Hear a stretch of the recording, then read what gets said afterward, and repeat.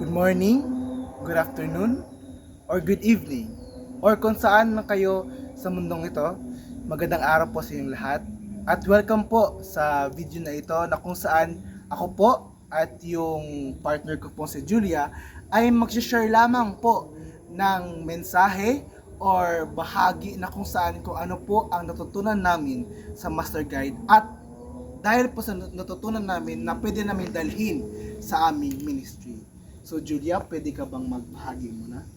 So, ang natutunan ko sa pagiging Master Guide trainee is how to be a good leader by serving others and following God's example. Amen, Julia. So ako naman po, background po is kami po ay magka-unit. So, ang natutunan ko po sa Master Guide dito is to be humble.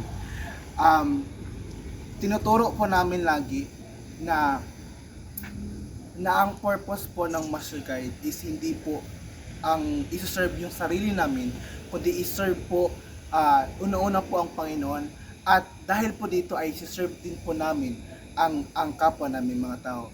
Is yun po ang purpose ng Master Guide po namin, is to salvation and to serve.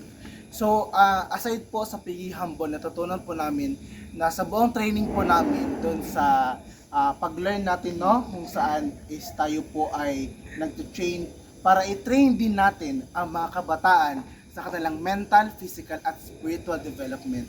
At yun po yung training po namin, hinandaan po natin, di ba?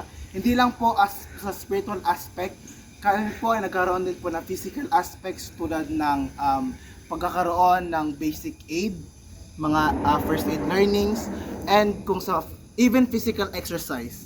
And sa mental naman po is yung emotional and stability namin na need din namin ibigyan ng importansya, kagaya din po ng pabigay ng importansya namin sa aming mga spiritual. Yun lamang po ang aming bahagi for now.